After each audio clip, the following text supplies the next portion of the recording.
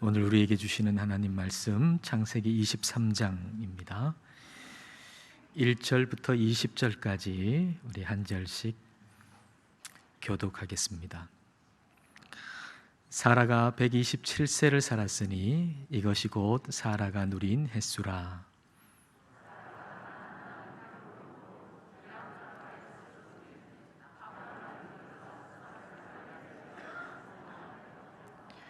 그 시신 앞에서 일어나 나가서 헷 족속에게 말하여 이르되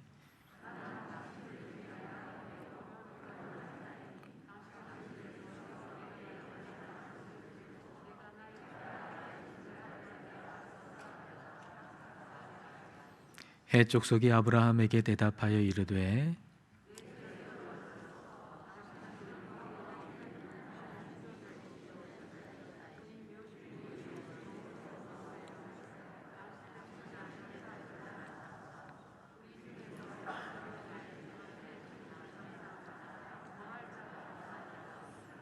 아브라함이 일어나 그 땅 주민 헷 족속을 향하여 몸을 굽히고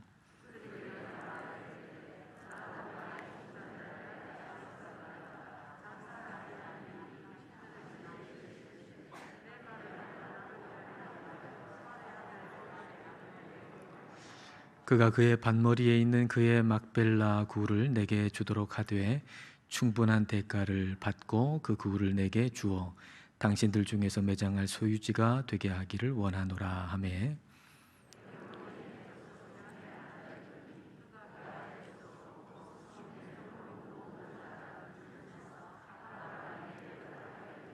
내 주여 그리 마시고 내 말을 들으소서. 내가 그 밭을 당신에게 드리고 그 속의 굴도 내가 당신에게 드리되 내가 내 동족 앞에서 당신에게 드리오니 당신의 죽은 자를 장사하소서.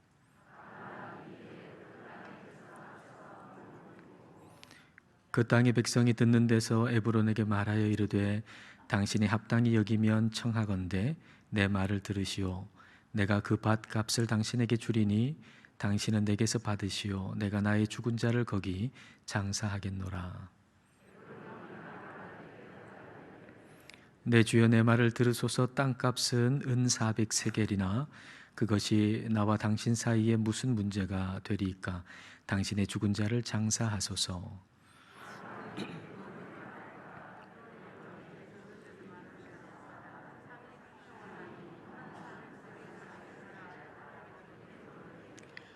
마므레 앞 막벨라에 있는 에브론의 밭 곧 그 밭과 거기에 속한 굴과 그 밭과 그 주위에 둘린 모든 나무가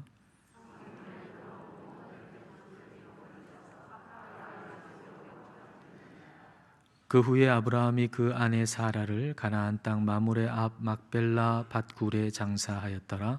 마므레는 곧 헤브론이라. 이와 같이 그 밭과 거기에 속한 굴이 헷 족속으로부터 아브라함이 매장할 소유지로 확정되었더라. 아멘. 죽음이라는 놈은 참 고약합니다. 예고도 없이 찾아옵니다. 그리고 나이 순서를 따르는 것도 아닙니다. 사라는 아브라함보다 10살이 적습니다. 그러나 사라가 아브라함보다 먼저 세상을 떠났습니다. 언제가 될지는 모르겠지만 우리 모두도 다 죽습니다. 우리는 이 죽음을 어떻게 맞이해야 할까요? 병원 원목이신 분이 아주 기억에 인상에 남는다면서 최근에 세상을 떠나가신 그 70대 초반의 권사님 얘기를 하셨습니다. 이분은 재봉 일을 하시면서 자녀를 키우셨는데 암이 걸리신 겁니다. 그래서 병원에 입원하셔서 천국에 가실 때까지 매일 찬송가 2곡을 함께 불렀답니다. 또 이분을 보호해 주시는 도와주시는 요양사 2분도 찬송하는 걸 좋아하셔서 자칭 우리가 중창단이다 라고 하면서 그렇게 찬송을 함께 부르셨답니다. 그러니까 이분은 하나님을 찬송하면서 자신의 죽음을 맞이한 것이죠. 모르긴 몰라도 사라도 그랬으리라 생각합니다. 자신의 죽음을 하나님을 찬송하면서 또 소망 가운데 맞이했으리라 생각합니다. 우리도 그랬으면 좋겠습니다. 근데 우리가 준비할 것이 우리 자신의 죽음만 있는 게 아니라 우리는 아브라함처럼 사랑하는 사람을 먼저 떠나 보낼 수도 있습니다. 자, 오늘 말씀 2절을 보겠습니다. 사라가 가나안 땅 헤브론 곧 기럇 아르바에서 죽음에 아브라함이 들어가서 사라를 위하여 슬퍼하며 애통하다가. 아브라함은 사라의 죽음에 대해서 매우 슬퍼했고 애통했습니다. 그런데 어떤 분들은 죽음에 대해서 슬퍼하는 것이 믿음이 없는 것이라고 생각하는 분도 있는 것 같습니다. 그것은 아마도 성경 말씀을 오해했기 때문이겠지요. 대표적인 성경 구절이 데살로니가 전서 4장 13절 말씀입니다. 형제들아, 자는 자들에 관하여는 너희가 알지 못함을 우리가 원하지 아니하노니 이는 소망 없는 다른 이와 같이 슬퍼하지 않게 하려 함이라. 소망 없는 다른 이와 같이 슬퍼하지 않아야 한다라고 하는 이 말씀을 제대로 해석하지 않으면 우리는 죽음 앞에서 슬퍼하면 안 된다라고 생각할 수 있습니다. 아주 큰 오해라고 볼 수가 있겠죠. 살아가는 이의 죽음 앞에서 슬퍼하지 않는 것을 꽤나 믿음 있는 것으로 생각해서는 안 됩니다. 죽은 나사로를 예수님 살리셨지만 그 나사로의 죽음 앞에서 예수님도 우셨습니다. 소망 없는 다른 이와 같이 슬퍼해서 안 된다라고 하는 말씀은 소망을 품고 슬퍼하라라는 얘기죠. 충분히 슬퍼하고 애도하라. 사랑하는 사람이 죽었는데 어떻게 슬퍼하지 않을 수가 있겠는가? 충분히 슬퍼해라. 충분히 울어라. 그러나 소망 가운데서 그렇게 하라라는 얘기입니다. 마치 음식에 소금을 뿌리잖아요. 그런 것처럼 그 슬픔 위에 소망을 뿌리라라는 말씀이죠. 예수님께서 죄의 문제, 우리의 사망의 문제를 해결하셨어요. 그 문제가 해결되지 않는다 그러면 눈물밖에는 없겠죠. 그러나 우리 예수님께서 십자가에서 우리의 모든 죄의 문제, 죽음의 문제를 해결하셨습니다. 그래서 우리는 죽음에 대해서 슬퍼하지만 소망을 품을 수가 있습니다. 왜냐하면 사랑하는 사람이 죽었으나 하나님의 손 안에 있기 때문입니다. C.S. 루이스가 아내하고 사별을 했습니다. 아내가 죽었습니다. 얼마나 슬프겠습니까? 그리고 마음 같아서는 죽은 아내가 다시 살아났으면 좋겠다 하는 마음도 들지 않겠습니까? 그런데 어떤 사람이 그가 하나님 손 안에 있습니다 라고 하는 말을 했는데 그 말을 듣고는 마음속에 이런 이미지를 떠올렸다고 합니다. 아내를 검으로 생각해 본 거죠. 검으로 생각해 본 거예요. 그리고 지상에서 이 땅에서 나와 함께 지냈던 그 시간은 그 검을 하나님께서 벼리는 시간, 과정이라고 생각해 본 겁니다. 마치 이 세상이 숫돌이 돼서 아니면 가정이 숫돌이 돼서 아내라고 하는 그 검 칼이 무디어져 있는데 그걸 잘 드는 칼로 그렇게 벼린 거죠. 잘 간 거죠. 그리고 이제는 그 칼집을, 칼자루를 우리 하나님이 딱 쥐고 계신 거예요. 칼집도 하나님이 쥐고 계시고 그 칼도, 아내라고 하는 칼도 하나님이 딱 쥐고 계신 거예요.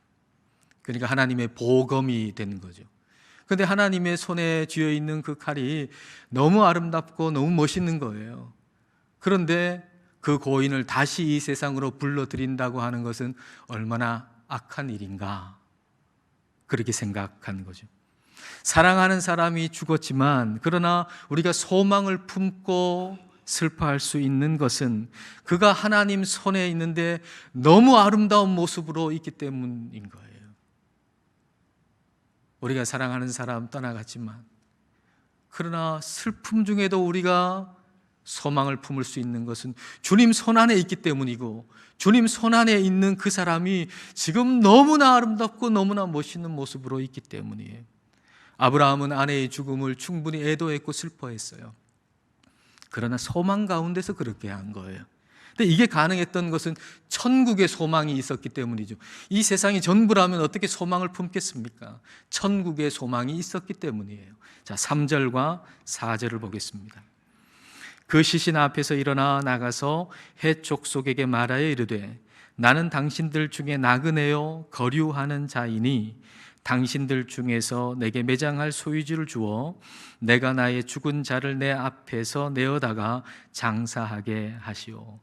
아브라함이 헷 사람들한테 나는 나그네입니다, 나는 거류하는 사람입니다, 나는 외국인입니다, 지금 이렇게 얘기를 한 겁니다. 그것은 아브라함이 떠나온 그 갈대아 우르라고 하는 고향, 그 고향이 내 고향이고 그 고향을 떠나왔으니 나는 나그네고 나는 외국인입니다 라고 얘기하는 게 아닙니다. 히브리서가 그걸 우리에게 가르쳐 주시는데요, 히브리서 11장 13절 14절입니다.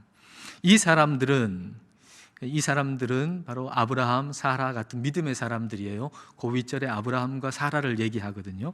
아브라함과 사라 같은 믿음의 사람들은 다 믿음을 따라 죽었으며 약속을 받지 못하였으되 그것들을 멀리서 보고 환영하며 또 땅에서는 외국인과 나그네임을 증언하였으니 그들이 이같이 말하는 것은 자기들이 본향 찾는 자임을 나타내미라. 아브라함이 자기 자신을 나는 외국인입니다, 나는 나그네입니다 라고 얘기한 것은 내가 본향을 찾는 사람이라고 하는 걸 나타내는 말이라는 거예요. 그러면 그 본향은 뭘까요? 그 아브라함이 찾는 본향은 뭘까요? 어디일까요? 자, 그 다음 절 히브리서 11장 15절 16절입니다. 자, 같이 한번 읽어볼까요? 그들이 나온 바 본향을 생각하였더라면 돌아갈 기회가 있었으려니와 그들이 이제는 더 나은 본향을 사모하니 곧 하늘에 있는 것이라. 아브라함이 나온 본향 갈대아 우르를 고향으로 생각했다면 가나안 땅에 있다가도 그 고향으로 갈 수 있는 기회가 있었겠지만 그러나 그가 사모한 건 그게 아니라 하늘에 있는 것이었다. 더 나은 본향 하늘에 있는 것, 천국이었다라고 하는 거죠. 그러니까 아브라함이 햇사람한테 나는 나그네입니다, 나는 거류민입니다, 나는 외국인입니다 라고 얘기할 때 그가 고향으로 생각한 것은 하늘이었다는 거예요. 내 고향은 하늘입니다, 그래서 나는 지금 여기에 있는 나그네입니다 라고 얘기했다는 거예요. 그런데 햇사람들이 이걸 몰랐던 거죠. 그리고 자기 나름대로의 호의를 아브라함한테 베풉니다. 자, 5절 6절을 보겠습니다. 헷 족속이 아브라함에게 대답하여 이르되 내 주여 들으소서. 당신은 우리 가운데 있는 하나님이 세우신 지도자이시니 우리 묘실 중에서 좋은 것을 택하여 당신의 죽은 자를 장사하소서. 우리 중에서 자기 묘실에 당신의 죽은 자 장사함을 금할 자가 없으리이다. 헷 족속이 아브라함한테 내 주여 이렇게 부르잖아요. 그리고 당신은 우리 중에 있는 하나님이 세우신 지도자입니다 이렇게 얘기하잖아요. 그러니까 아브라함이 하나님 모르는 그 사람들 가운데서도 대단히 존경을 받는 그런 인물이었다라는 걸 알 수가 있죠. 헷 족속이 아브라함을 존경했기 때문에 아브라함이라고 하는 사람 너무 괜찮은 사람이에요. 너무 존경이 가는 사람이에요. 그래서 자신들의 묘실에다가 자신들이 쓰는 그 무덤에다가 사라의 시신을 장사하라라고 하는 거죠. 대단히 호의를 베푼 것입니다. 그런데 이 햇사람이 자신들의 묘실을 쓰라라고 하는 얘기는 그 자신들의 내세관에 동의해야 가능한 일입니다.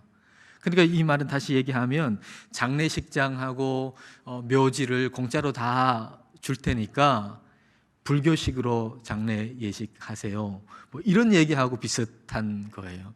그러니까 하늘을 본향으로 생각하는 아브라함이 그럴 수 없는 거죠. 그렇게 할 수 없는 거예요. 그게 뭐 아무리 공짜로 주는 것이라 할지라도 천국 소망을 가진 사람이 어떻게 그렇게 하겠어요? 할 수가 없는 거죠.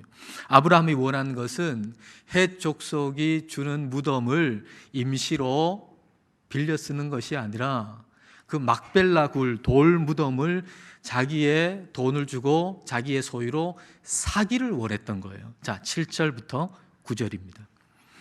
아브라함이 일어나 그 땅 주민 헷 족속을 향하여 몸을 굽히고 그들에게 말하여 이르되 나로 나의 죽은 자를 내 앞에서 내어다가 장사하게 하는 일이 당신들의 뜻일진데 내 말을 듣고 나를 위하여 소할의 아들 에브론에게 구하여 그가 그의 반머리에 있는 그의 막벨라 굴을 내게 주도록 하되 충분한 대가를 받고 그 굴을 내게 주어 당신들 중에서 매장할 소유지가 되게 하기를 원하노라 하매. 아브라함이 몸을 굽혔다 그랬잖아요. 지금 몇 살입니까? 137세잖아요. 137세에 그 나이 많은 아브라함이 몸을 굽힙니다. 대단히 겸손한 자세로 그 사람들에게 얘기하는 거죠. 에브론이 소유한 그 막벨라 굴을 내가 살 수 있도록 해달라는 얘기예요. 근데 막벨라 굴을 소유한 사람 에브론인데 그 에브론한테 얘기하는 게 아니고 그 에브론이 속한 그 마을 사람들, 그 족속들에게 지금 이걸 구하고 있는 겁니다. 그 당시의 땅은 우리 지금의 땅의 개념하고 좀 다르지요. 지금이야 뭐 돈 있으면 땅을 살 수도 있고 팔 수도 있고 뭐 그렇지만은 그 당시의 땅이라고 하는 건 조상 대대로 내려오는 땅이에요. 그러니까 이게 내 소유이지만, 이 땅이 내 소유이지만 내 것일 뿐만 아니라 이 마을의 것이에요. 그러니까 우리 족속의 것이에요. 그러니까 함부로 사거나 팔거나 하는 일이 있을 수가 없고, 팔려고 하는데 특별히 외국인한테 팔았다 그러면은 그거는 그 동네 사람들한테 그냥 죽을 일이죠. 쫓겨날 일일 수밖에 없는 거예요. 그러나 아브라함은 헷 사람들에게 굉장히 존경을 받고 있어요. 그리고 지금 특별한 일이 일어났잖아요. 사라가 죽었어요. 그래서 그 아내를 매장할 매장지를 지금 구하고 있는 특별한 상황이었기 때문에 헷 사람들의 마음이 열린 거죠. 그래, 아브라함 같은 사람이라면, 그리고 지금 이 상황이라면 이 땅을 그에게 팔아도 괜찮겠다라고 하는 그런 마음이 열린 상태입니다. 그리고 에브론도 그 자리에 있다가 분위기 파악이 됐어요. 아, 내가 가지고 있는 이 땅을 아브라함한테 팔아도 괜찮겠구나, 문제가 없겠구나 라는 분위기가 파악이 됐어요. 그래서 나서는 거죠. 자, 10절과 11절을 보십시오.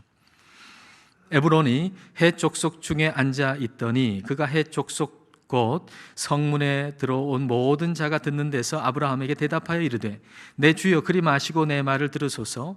내가 그 밭을 당신에게 드리고 그 속의 굴도 내가 당신에게 드리되 내가 내 동족 앞에서 당신에게 드리오니 당신의 죽은 자를 장사하소서. 헷 족속 중에 이렇게 앉아있던 그 에브론이 나서가지고 말을 하는 거예요. 그 막벨라 굴만 아니고 그 굴이 있는 그 밭까지도 당신한테 다 드리겠습니다. 그렇게 얘기를 하는 거예요. 아브라함이 원하는 건 막벨라 굴이거든요.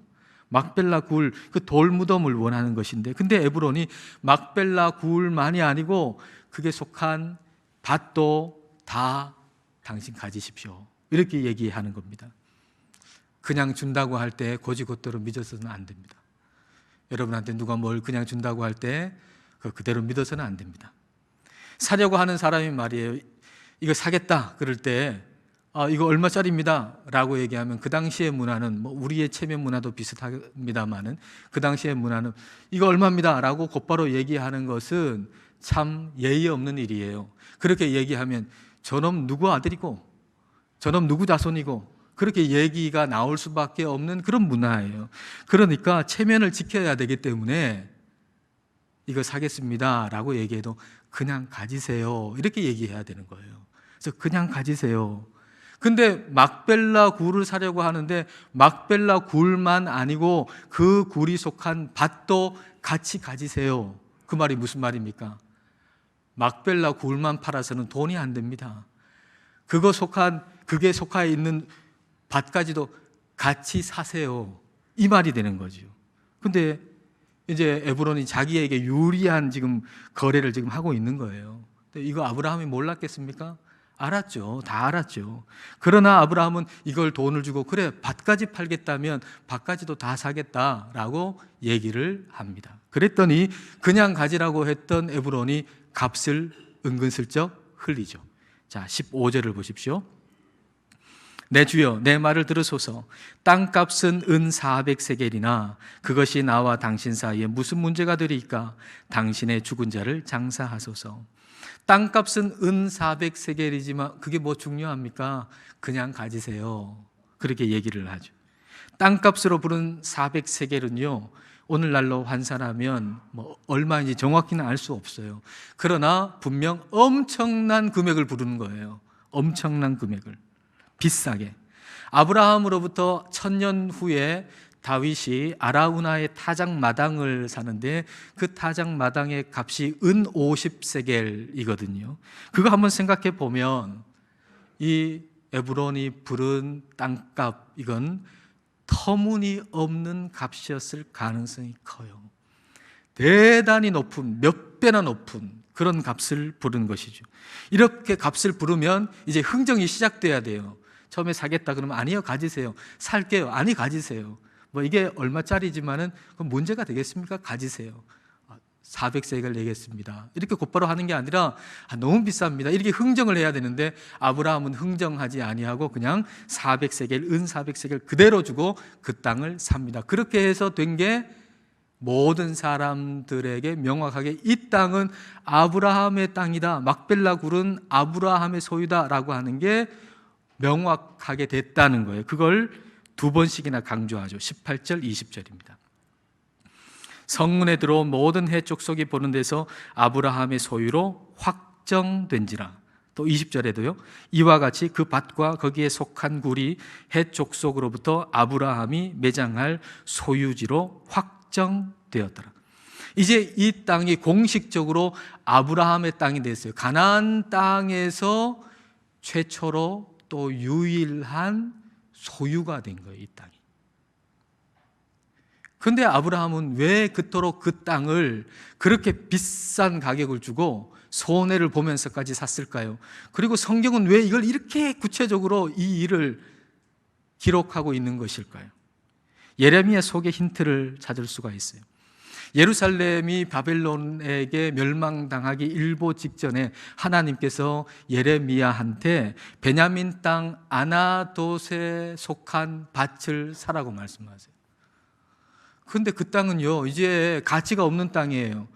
이제 멸망해서 바벨론의 포로가 돼서 바벨론으로 다 끌려가는데 그 이스라엘 땅을 사가지고 뭐 하겠어요? 가치가 없잖아요. 돈 들일 가치가 없는 땅이에요. 그런데 그걸 17세겔, 은 17세겔을 내고 그 땅을 사요, 예레미야가. 하나님 말씀대로. 그리고 그 계약서, 원본과 사본을 아주 잘 보관해 둬요.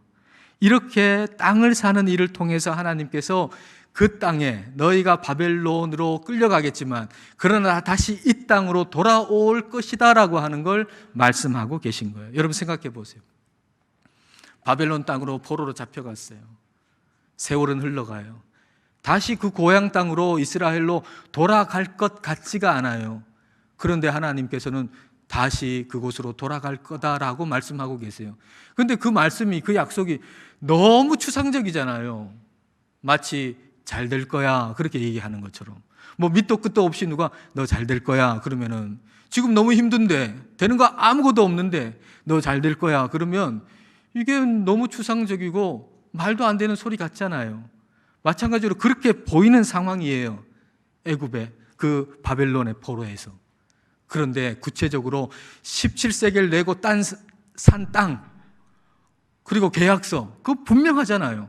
그거 분명한 거, 구체적인 거 붙들므로써 크고 추상적으로 보이는 하나님의 약속까지 같이 붙들게 한 것이죠. 아브라함이 막벨라 굴을 사가지고 확실히 자신의 소유로 삼은 것은 마치 이와 같은 거예요. 하나님께서 가나안 땅을 아브라함과 아브라함의 자손에게 주신다고 약속하셨는데 그 약속은 실현될 가능성이 없어 보이는 거예요. 이 땅을 다 주시겠다는데 아브라함이 그 땅에 온 지도 수십 년이 지났는데 무슨 땅이 있어요? 아무 땅도 없잖아요. 유일하게 지금 산 땅, 소유한 땅, 막벨라 굴, 그 밭, 그거밖에 없는 거예요. 그런데 그 약속, 하나님이 가나안 땅 주시겠다고 하는 약속 굉장히 좋아 보이지만 너무 커가지고 내 마음에 들어오기가, 옮겨놓기가 너무 어려운 거예요. 하나님 말씀 좋죠. 근데 그 말씀이 내 마음속으로 들어오기엔 너무 크고 너무 모호하고 너무 추상적으로 보이는 거예요.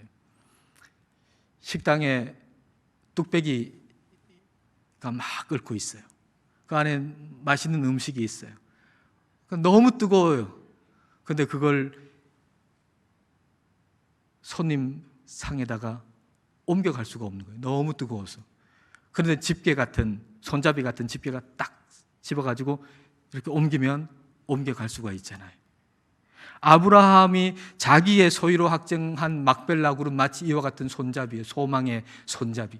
하나님께서 약속하신 그 약속이 너무 추상적이고 너무 큰데, 그래서 내 마음속에 들어오기가 너무 힘든데, 그런데 구체적으로 사게 된, 소유하게 된 그 막벨라 굴, 그것이 손잡이가 돼서 그걸 딱 붙드니까 이제 하나님이 주신 그 모든 약속까지도 같이 붙들 수 있게 된 것이죠. 그리고 자기뿐만 아니라, 아브라함뿐만 아니라 아브라함의 후손까지도 소망으로 붙들 수 있는 소망의 손잡이가 된 것이죠. 먼 훗날 아브라함의 손자 야곱이 죽을 때 유언을 하잖아요. 근데 유언 중에서도 제일 마지막에 한 얘기가 뭔지 아세요? 할아버지가 막벨라 굴 샀다, 이 얘기예요. 창세기 49장 29절부터 32절입니다. 그가, 야곱이 그들에게, 그 아들들에게 명하여 이르되, 내가 내 조상들에게로 돌아가리니 나를 햇사람 에브론의 밭에 있는 굴에 우리 선조와 함께 장사하라. 이 굴은 가나안 땅 마므레 앞 막벨라 밭에 있는 것이라. 아브라함이 햇사람 에브론에게서 밭과 함께 사서 그의 매장지를 삼았으므로 아브라함과 그의 아내 사라가 거기 장사되었고 이삭과 그의 아내 리브가도 거기 장사되었으며 나도 레아를 그곳에 장사하였노라. 이 밭과 거기 있는 굴은 햇사람에게서 산 것이니라. 막벨라 굴은 분명히 우리 땅이다, 이 얘기입니다. 막벨라 굴은, 가나안 땅에 있는 그 막벨라 굴은 분명히 우리 땅이다. 지금 애굽에 있잖아요. 야곱이 애굽에 있어요. 그 식구들도 다 애굽에 있어요. 하나님이 가나안 땅 주신다는 약속은 더 멀어진 것 같아요. 더 모호해진 것 같아요. 그러나 그 약속을 구체적으로 붙들 수 있게 하는 것, 그것이 바로 아브라함이 산 막벨라 굴이었다라고 하는 거예요. 막벨라 굴을 붙들므로 하나님이 주신 가나안 땅 주시겠다고 하는 그 거대한 약속도 같이 붙들 수 있게 됐다는 거예요. 그 거대한 약속을 뭐로 붙들겠어요? 붙들 수 있는 게 없어요. 그런데 아브라함이 한 그 한 가지 행동, 그 구체적인 일, 그걸 손잡이로 딱 붙들므로 하나님이 주신 거대한 약속을, 위대한 약속을 함께 붙들 수 있게 됐다는 거예요. 아브라함이 사라의 죽음, 그걸 슬퍼했으나 소망 가운데서 행했던 한 가지 일, 그 한 가지 일이 손자가 죽을 때도 붙들 수 있는 소망의 손잡이가 됐다는 거예요. 손자가 죽을 때에도. 여러분 삶 가운데 슬픈 일은 어떤 것입니까? 여러분 지금 겪고 있는 슬픈 일은 어떤 일입니까? 슬픈 일이라면 슬퍼해야 할 겁니다. 여러분 슬픈 일이라면 슬퍼하십시오. 우울 일이라면 우십시오. 충분히 우십시오. 그러나 본향인 하늘을 바라보면서 그 슬픔 위에 소망을 뿌리십시오. 슬픔 가운데서 할 수 있는 구체적인, 소망으로 할 수 있는 구체적인 일 하나를 하시라는 겁니다. 여러분, 우리가 아무리 슬픔 가운데 있어도, 아무리 어려운 상황 속에 있어도 우리 예수님을 믿는 사람은 소망 가운데 구체적으로 할 수 있는 일 한 가지 있습니다. 그게 분명히 있을 겁니다. 여러분이 다 쓰러지고 다 넘어지고 할 수 없는 일이 없다고 생각하는 그 상황 속에서도 분명히 소망 가운데 할 수 있는 일, 구체적인 한 가지가 있을 겁니다. 그걸 하십시오. 그래서 슬픈 일이 단지 슬픈 일로 끝나지 않고, 우울 일이 단지 우울 일로 끝나지 않고, 소망이 되어서 여러분뿐만 아니라 여러분의 자손까지도 붙들 수 있는 소망의 손잡이가 되게 하십시오. 그런 복을 다 받으시기를 축복합니다. 기도하겠습니다. 이 시간 우리 기도하실 때 사라를 먼저 떠나보낸 아브라함을 생각해 보십시다. 슬퍼했지만 천국 소망을 품었던 걸 생각해 보십시다. 그리고 소망 가운데 행한 일을 생각해 봅시다. 막벨라 굴을 사서 소유로 삼음으로 가나안 땅을 주시겠다는 그 추상적으로 들리는 약속을 그 후손들까지도 구체적으로 붙들게 한 아브라함의 소망의 행동을 생각해 보십시다. 그리고 우리도 슬픈 일에 대해서 충분히 슬퍼하되 단지 슬픈 일로만 끝나지 않고 그 슬픔 위에 소망을 뿌리게 해달라고 이 시간 함께 기도하겠습니다.